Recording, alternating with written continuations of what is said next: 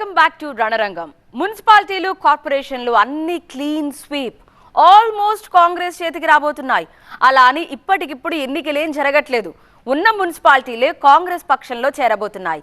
Congress party అధికారంలోకి వచ్చింది కదా, ఇకపైనే కొత్త మ్యాజిక్ జరగబోతోంది. ఆల్రెడీ అవిశ్వాసాలకు తెరలేపారు. ఈ చైర్మన్లు మాకొద్దంటూ రివర్స్ అయ్యారు. ఇంతకీ ఈ డ్యామేజ్ని బీఆర్ఎస్ ఆపగలుగుతుందా? వచ్చిన అవకాశాన్ని కాంగ్రెస్ వద్దంటుందా? రాష్ట్ర రాజకీయాలు ఎలా మారబోతున్నాయి? తెలంగాణలో అవిశ్వాస కాలం, మున్సిపాలిటీల్లో మార్పు కోసం ఆరాటం, బీఆర్ఎస్ నుంచి కాంగ్రెస్ లోకి వలసలు, కీలకం కానున్న ఎక్స్ అఫీషియో మెంబర్ల ఓట్లు. అధికారం ఎవరు మాత్రం కోరుకోరు? పార్టీ జంప్ అయ్యి మరి తాము కూడా అధికార పక్షమే అనిపించుకోవడానికి ఉవ్విళ్లూరుతూ ఉంటారు. ప్రస్తుతం అదే జరుగుతోంది. తెలంగాణలో సర్కార్ మారింది. ప్రతిపక్షం అధికార పక్షంగా, అధికారం అనుభవించిన వాళ్లు ప్రతిపక్ష సభ్యులుగా మారారు. అందులోనూ తెలంగాణలో మున్సిపల్ పాలక వర్గాలు ఏర్పడి 4 ఏళ్లవుతోంది. సో తాము అధికార పక్షమే అనిపించుకోవడానికి అవిశ్వాస తీర్మానాలకు తెరలేపుతున్నారు. బీఆర్ఎస్ కౌన్సిలర్లు కూడా కాంగ్రెస్ లోకి వెళ్లేందుకు రెడీ అవుతున్నారు. ఎమ్మెల్యేలు సైతం ఎక్స్ అఫీషియో మెంబర్లుగా ఓటు వేసే అవకాశం ఉండడంతో ఆ ప్రయత్నాలు మరింత స్పీడప్ అయ్యాయి. 4 ఏళ్ల క్రితం జరిగిన పురపాలక ఎన్నికల్లో బీఆర్ఎస్ మెజార్టీ సీట్లు గెలుచుకుంది. చైర్మన్, వైస్ చైర్మన్ పీఠాలను ఆ పార్టీనే కైవసం చేసుకుంది. సంఖ్యాబలం లేని చోట కాంగ్రెస్ తో పాటు ఇతర పార్టీల్లోని కౌన్సిలర్లను చేర్చుకుని అధికారం చేజిక్కించుకుంది. కానీ 2 ఏళ్ల నుంచే చాలా మున్సిపాలిటీల్లో కుమ్ములాటలు మొదలయ్యాయి. నిధుల కేటాయింపులో పక్షపాతం, ప్రాధాన్యత కల్పించకపోవడం వంటి కారణాలతో కౌన్సిలర్లు అసంతృప్తితో రగిలిపోయారు. అందుకే అవిశ్వాసం నోటీసులిచ్చి తమ ఆగ్రహాన్ని వెళ్లగక్కారు.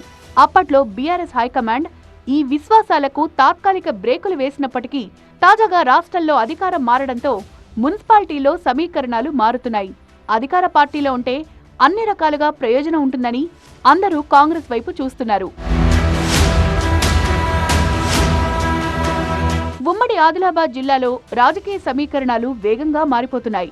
బీఆర్ఎస్ కు కంచుకోటలుగా ఉన్న నియోజకవర్గాలు సైతం తారుమారయ్యేలా ఉన్నాయి.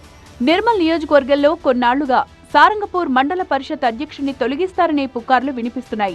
నిర్మల్లో బీజేపీ గెలుపొందడంతో ఆ పుకార్ల నిజం చేసేందుకు కొందరు ఎంపీటీసీలు సిద్ధమైనట్లు తెలుస్తోంది.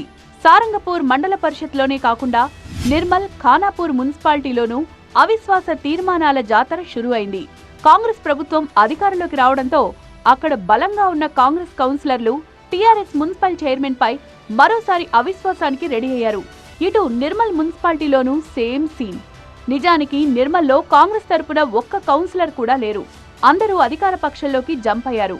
ఇప్పుడు కాంగ్రెస్ అధికారంలోకి రావడంతో ఆ పార్టీలో చేరేందుకు బీఆర్ఎస్ కు చెందిన 16 మంది కౌన్సిలర్లు సిద్ధమవుతున్నారు. కొత్తగా ఏర్పడిన ఖానాపూర్ మున్సిపాలిటీలో 2 ఏళ్ల క్రితమే అవిశ్వాసం ప్రకటించారు. ఇప్పుడు అధికారం మారడంతో ఖానాపూర్ మున్సిపల్ చైర్మన్ పై అవిశ్వాస తీర్మానం పెట్టేందుకు 9 మంది కౌన్సిలర్లు రెడీ అవుతున్నారు. అటు మంచిర్యాల జిల్లా బెల్లంపల్లి మున్సిపాలిటీలోనూ ఇదే తరహాలో అవిశ్వాస అస్త్రం సంధించబోతున్నారు.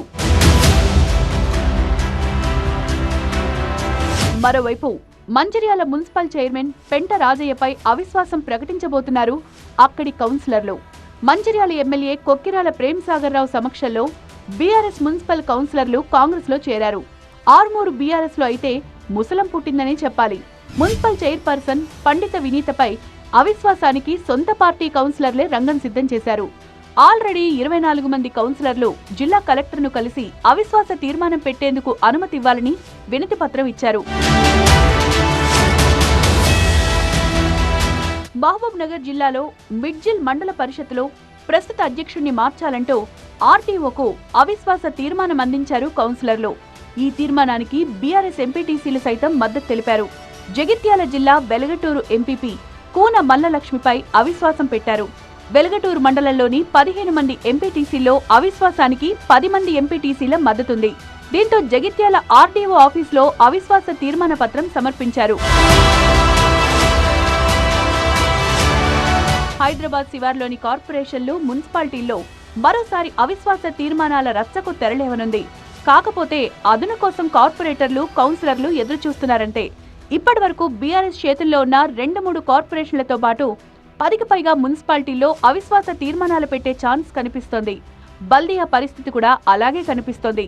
కాంగ్రెస్ ప్రభుత్వం ఏర్పడడంతో మిగతా పార్టీల కార్పొరేటర్లు ఆ పార్టీ వైపు చూస్తున్నారనే చర్చ జరుగుతోంది.